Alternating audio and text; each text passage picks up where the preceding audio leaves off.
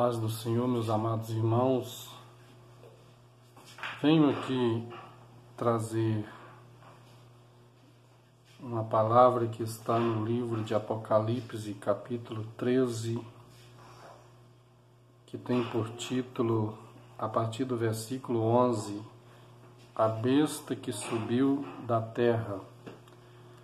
Já quero agradecer você por estar participando desta leitura e desta meditação que faremos a seguir nesses minutos no livro de Apocalipse, capítulo 13, versículo 11 a seguir, que diz: E vi subir da terra outra besta, e tinha 2 chifres, semelhante aos de um cordeiro, e falava como dragão.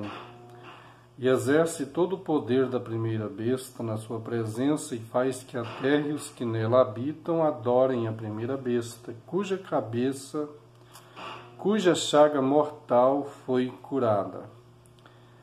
E faz grandes sinais, de maneira que até fogo faz descer do céu à terra, à vista dos homens, e engana os que habitam na terra com sinais que lhe foi permitido que fizesse em presença da besta, dizendo aos que habitam na terra que fizessem uma imagem à besta, que recebera ferida de espada e vivia. E foi-lhe concedido que desse espírito à imagem da besta, para que também a imagem da besta falasse e fizesse que fossem mortos todos os que não adorassem a imagem da besta.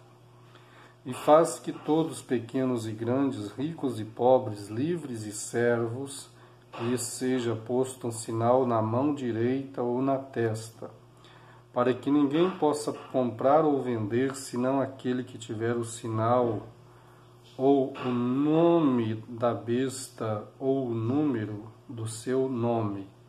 Aqui há sabedoria. Aquele que tem entendimento, calcule o número da besta, porque é número de homem, e o seu número é 666. Pois bem, meus amados irmãos, entendemos que o livro de Apocalipse é um livro enigmático. O início deste livro apresenta uma seção de 5 repetições do número 7.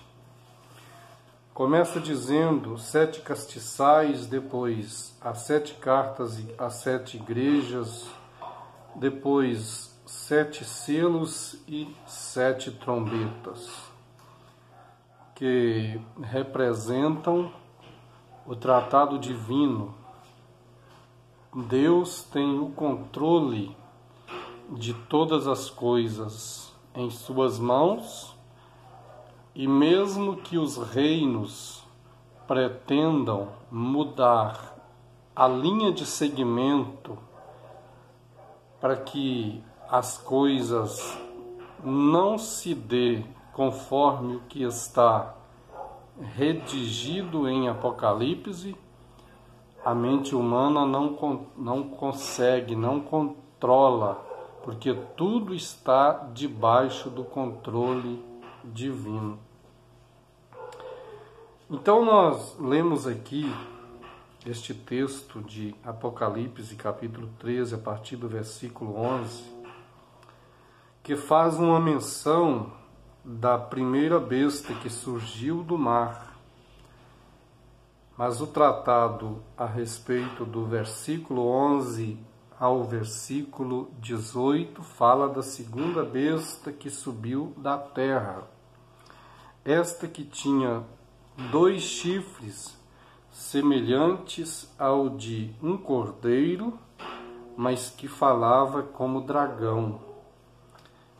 Entendemos aqui que existe uma expressão muito estranha, porque 2 chifres de cordeiro se trata de uma submissão interna. Isto é um acontecimento de duas potências mundiais que estarão uma se dobrando diante da outra. É o que a gente percebe no decorrer do que já foi lido aqui. A primeira besta faz uma menção da segunda, a segunda besta sempre fazendo uma menção da primeira besta. A segunda besta está querendo que as nações engrandecem a primeira besta, porque a primeira besta recebeu um golpe mortal em uma de suas cabeças. É bom observar que uma das cabeças, que eram 7, recebeu um golpe mortal, ferida de morte.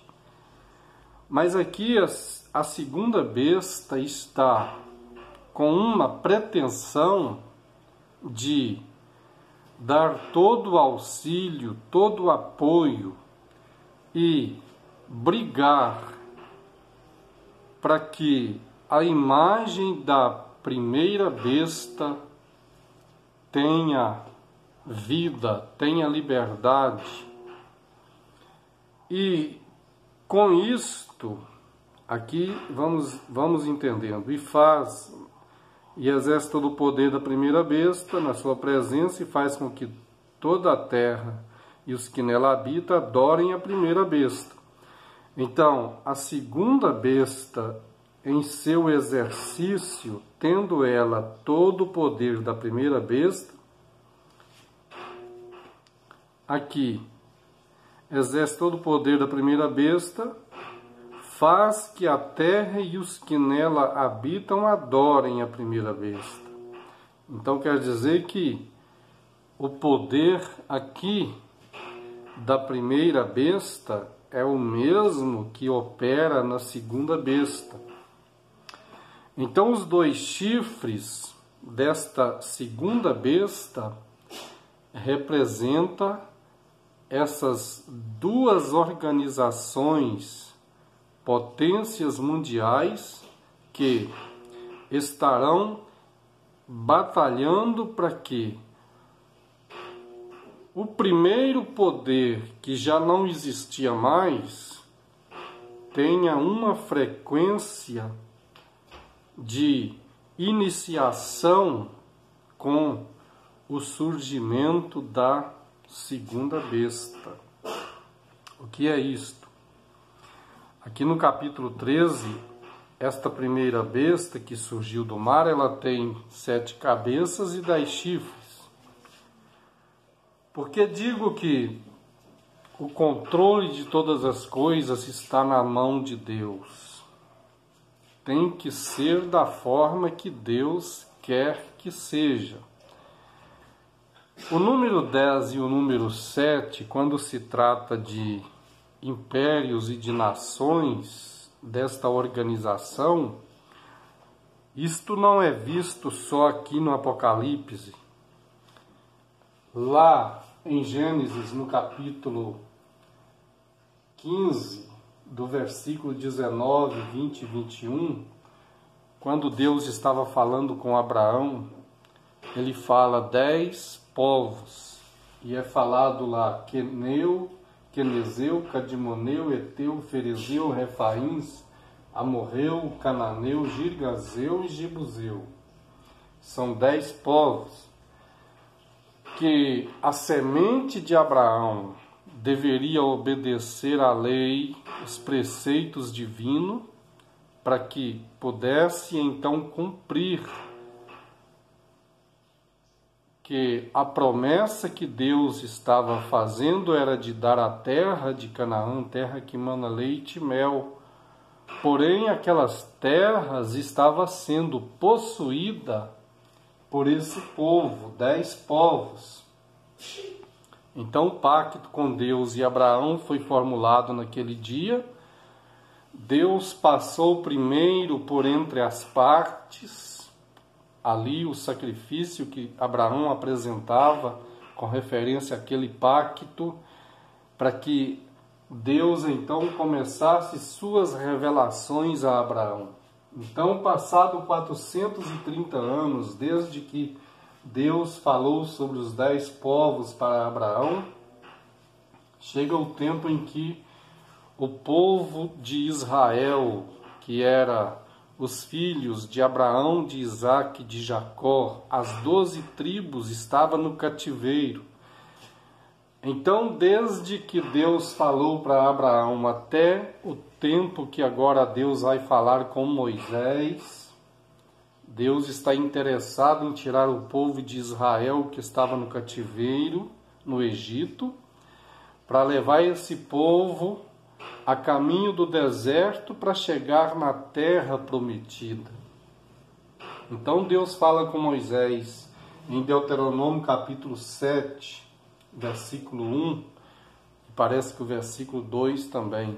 7 povos, 7 gentes mais poderosa do que Israel será tirado da terra, para que a terra seja dada para cumprimento das promessas que foram feitas a Abraão, a Isaque e a Jacó.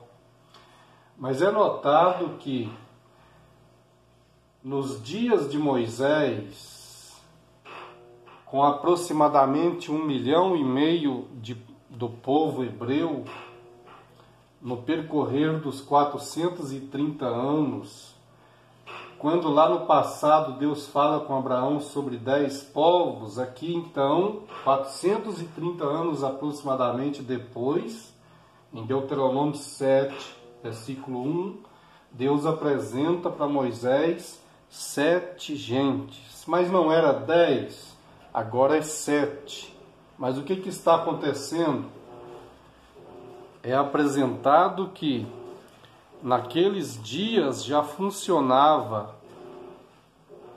o ritmo das potências de nações, chamadas de dinastias. Então, uma dinastia dominava a outra. E aqui no capítulo 7 de Deuteronômio aparece um nome com relação aos 7 povos, o povo Eveus, que não existia há 430 anos atrás, em meio aos 10 povos. O que é isto? Então, o povo Eveu era uma das potências de força maior dentro daquela regência das 7 gentes mais poderosas do que a nação de Israel. Mas Deus estava prometendo, da mesma forma que prometeu e que fez cumprir com que aquele povo crescesse no Egito, agora está caminhando para uma saída do cativeiro, para ir para a terra que mana leite e mel. Então, 10 gentes, 7 gentes. Então, 10 e 7 será, no decorrer dos séculos, uma forma de Deus estar trabalhando para que sua palavra se cumpra em Israel e se cumpra também sobre o exercício das nações que rodearia a nação do povo hebreu. Mas chega um tempo que o povo hebreu começa a desobedecer a Deus, não guardando seus preceitos e até matando profetas, fazendo cair a lei.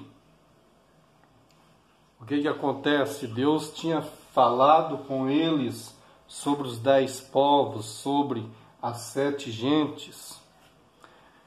Então, quando Deus vê que seu povo está desobedecendo e perseguindo os profetas,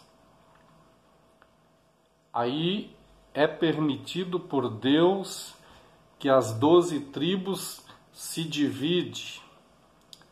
E lá no período de Roboão e Jeroboão, Roboão, filho do rei Salomão, depois de 120 anos do Reino Unido, chega o fim quando a morte de Salomão e seu filho Roboão vai entrar. Então começa uma divisão.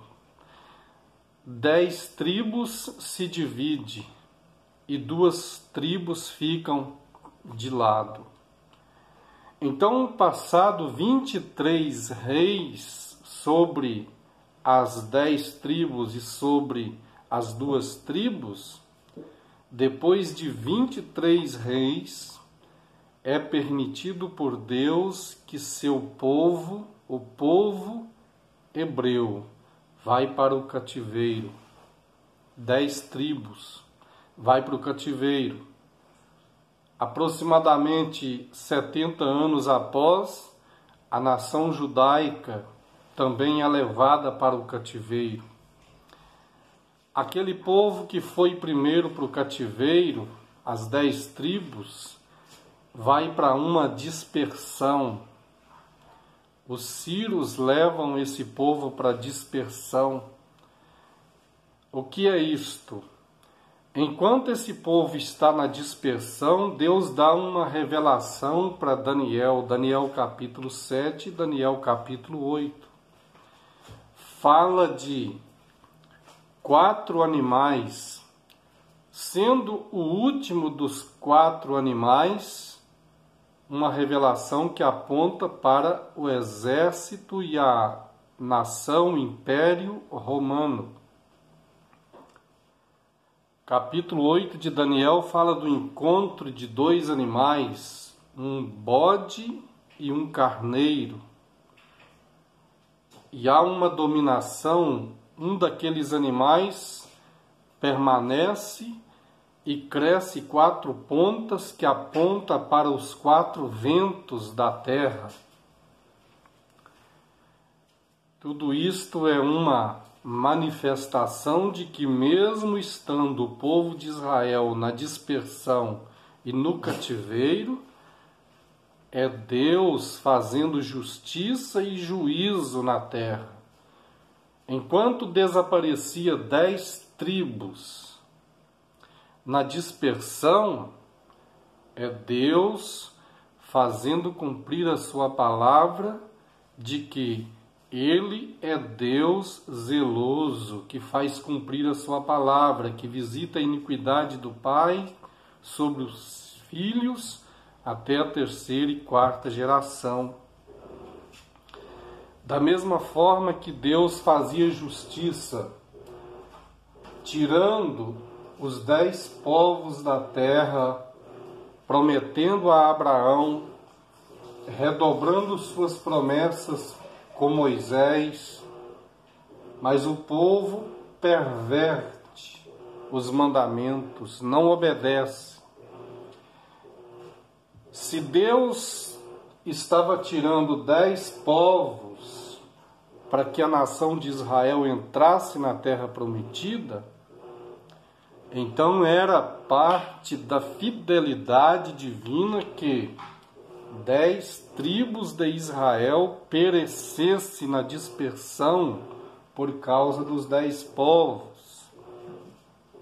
Seguindo a história, então, o povo está sendo disperso, mas Deus conserva a nação judaica e uma parte da tribo de Levi, para que quando no ministério de Neemias e Esdras, Zorobabel e Josué, o sumo sacerdote, quando esse povo volta a Jerusalém para reerguer a cidade, para reconstruir o templo, então através do povo judeu tem ali um remanescente para continuar o tratado e a promessa que Deus havia feito a Abraão, Isaque e a Jacó,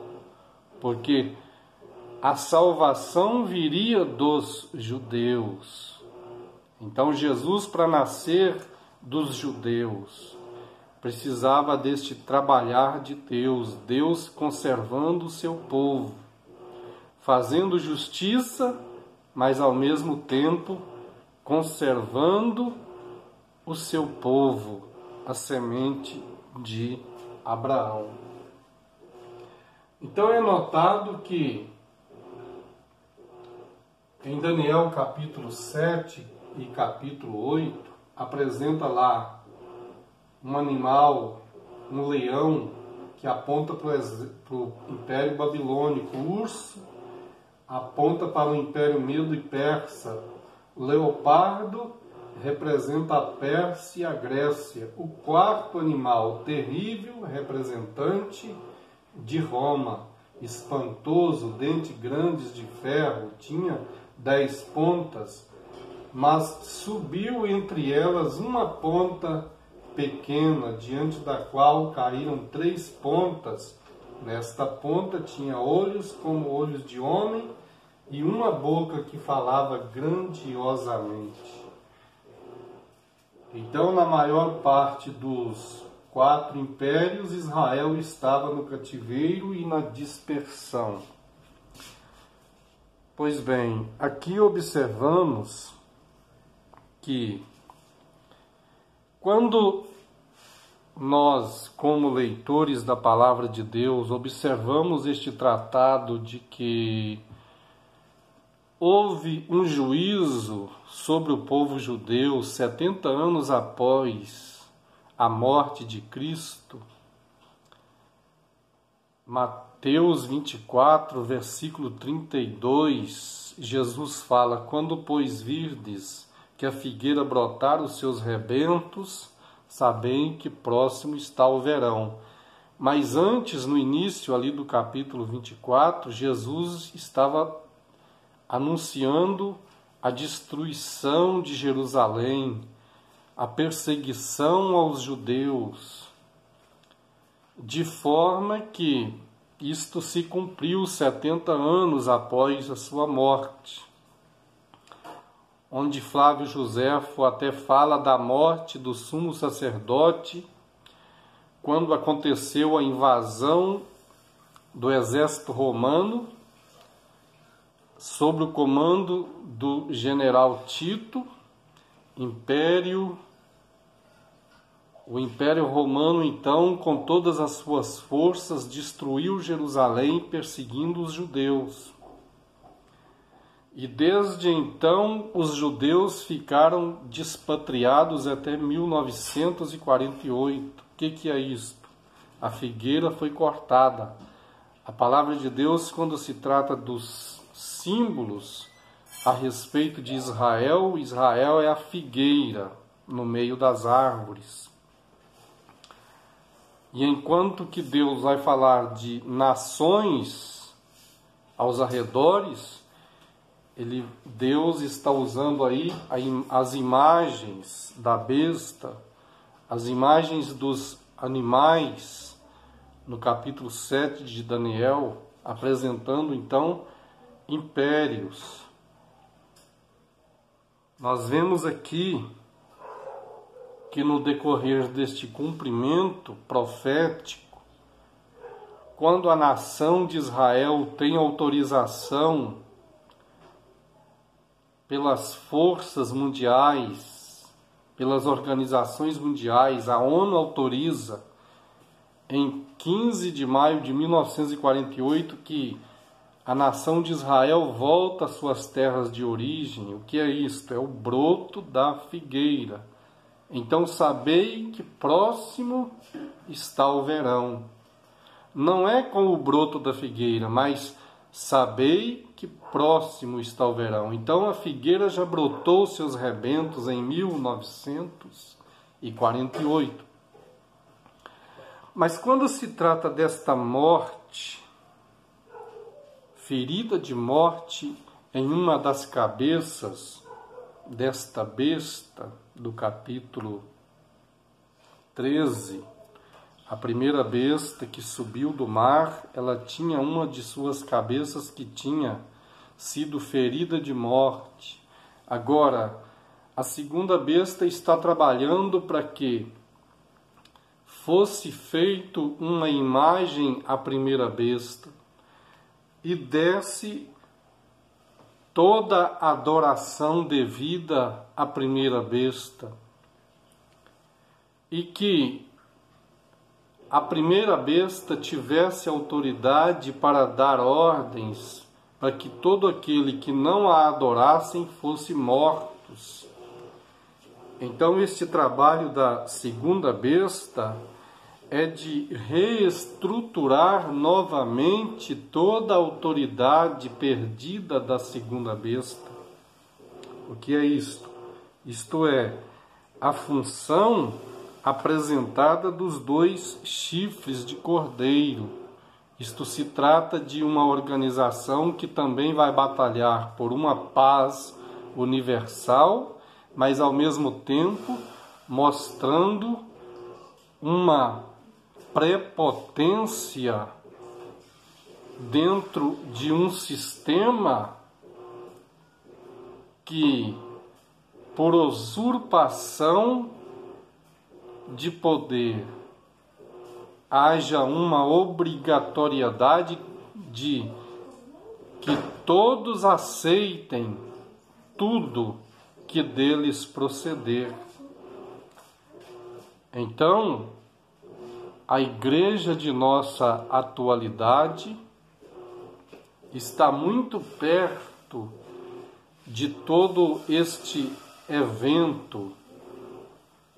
Estamos quase que vendo que dentro de uma pressão psicológica da besta, estes acontecimentos em breve estará mediante os olhos de toda a humanidade. Muitos cristãos estão preocupados com os aparecimentos destes movimentos da nação de Israel. Fala lá deste Isquiarro ben Davi, né, que significa o filho de Davi, o chamado de o Messias que está sendo apresentado por Israel. Mas isto aqui não deve preocupar o povo evangélico, o povo de Deus, porque Jesus havia dito na sua palavra, porque dirão, eis que ele está ali, ele está aqui, não vai ver, mas então Jesus disse que a sua vinda, a vinda do Messias, a vinda do Filho do Homem será nas nuvens. Todo olho verão ele nas nuvens. Mas quando ele virá para a igreja será tomada num rápido. Neste tempo em que ele vem para buscar o seu povo, a sua igreja, a sua noiva, não é dito que o mundo verá, mas perceberá a ausência da igreja.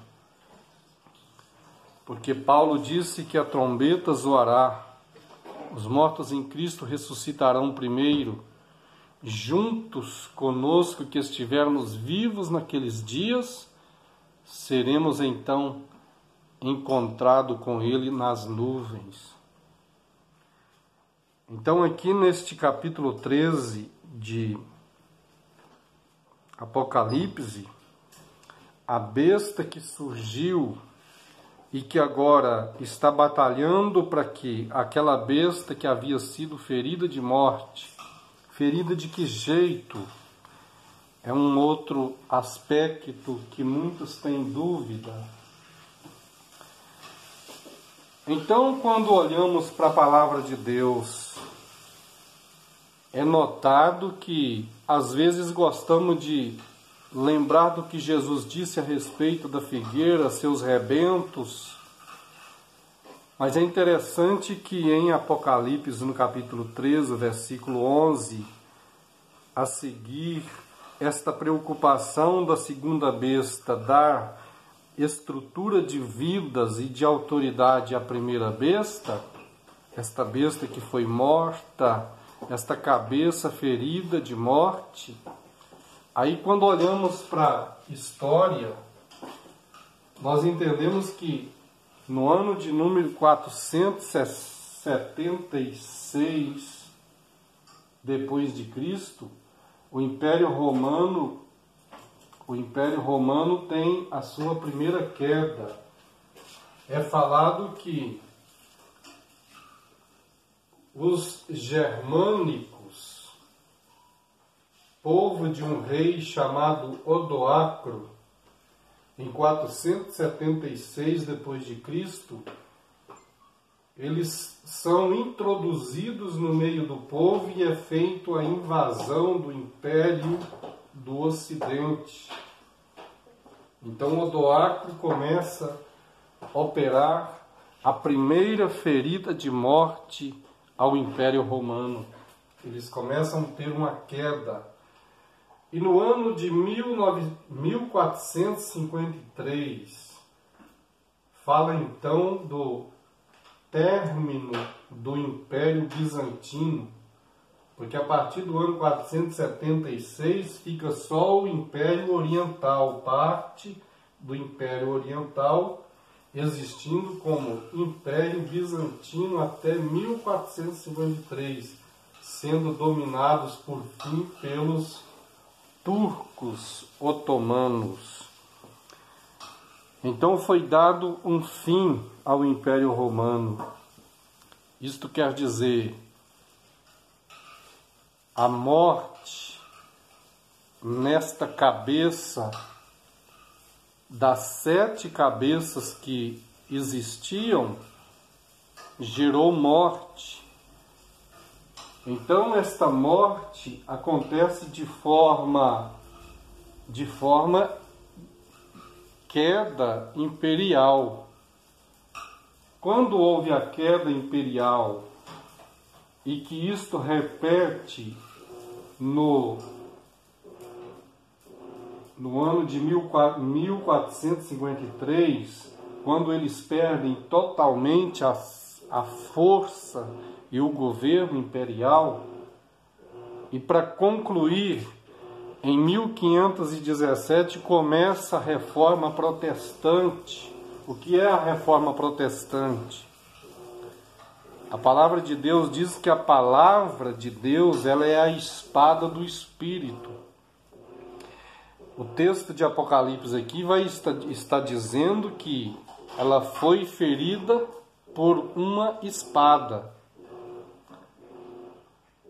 A reforma protestante é a palavra de Deus sendo dada às nações. O Império Romano tanto dirigia o mundo de forma governamental como também de forma religiosa. O engano religioso. Mas aqui com a reforma protestante em 1517, a verdade da palavra de Deus está sendo dada ao mundo. E aí nós vamos observar que existe uma frequência de perseguições aos reformadores. Os reformadores, mesmo enfrentando morte, mesmo enfrentando as perseguições do Vaticano, do papado, mas eles deram uma palavra ao mundo de forma reformada, apresentando as verdades que confronta a idolatria, o misticismo, o paganismo. A verdade está sendo dada às nações. A verdade de que um dia Jesus voltará para levar o seu povo, povo santo, especial, de boas obras. Mas, na nossa atualidade, é visto esta confusão há um parecer de que forças espirituais estão dando uma frequência de reinício a uma vida novamente procedendo em meio ao Vaticano, ao papado. Existe na nossa atualidade uma certa preocupação de harmonização de paz entre o Papa, o islamismo e o sacerdócio de Israel. O que é isto? Com essa unificação de potências religiosas, vai acontecer então a formulação da paz mundial. Tudo isto trabalha para a aceleração desses movimentos que é observado aí da reeducação universal. Estão falando em anular esta Bíblia para que se dê uma nova Bíblia, porque esta Bíblia já está vencida. Tudo isto se trata de uma organização que perseguirá aqueles que ficarem na terra e que não tiverem um comum acordo com a administração mundial após o arrebatamento da igreja. Então, meus amados irmãos, são tempos perigosos, mas quando então virá o Senhor? Quando virá o Senhor? Devemos estar preparados, porque a qualquer momento virá Jesus para levar a sua igreja.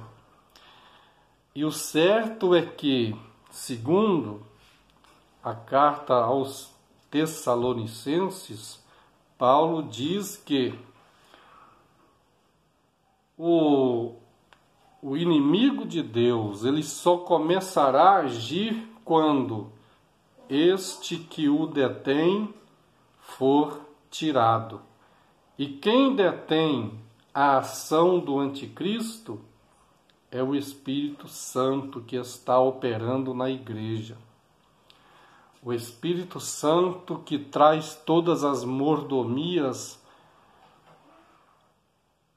para a igreja, mordomias espirituais, e que rege o mundo para que todas as coisas aconteçam de acordo com a vontade de Deus. Então, quando o Espírito Santo for tirado, e ele será tirado quando? Quando ele mesmo, com a autorização do Pai e do Filho, arrebatar a igreja para as mansões celestiais. Então o mundo será entregue aos poderes malignos do anticristo, da besta, do falso profeta. Então entrará em vigor. Mas enquanto aquele que o detém estiver aqui, que é o Espírito Santo, a igreja promoverá a evangelização, a libertação, e falará da salvação aos povos, tribos e nações, ainda que sofrendo perseguições em países, mas não de forma universal. Então a igreja, com a graça e o poder do Espírito Santo, o Espírito Santo, ele detém o opressor, ele detém. O opressor só fará algo de forma universal quando o Espírito de Deus for tirado junto com sua igreja da face da terra. Que Deus em Cristo Jesus continue abençoando você, sua família, e peço que compartilhe esta mensagem com certeza essa mensagem será de auxílio para muitos que também são estudiosos da palavra de Deus. Que Deus abençoe a sua vida. Amém.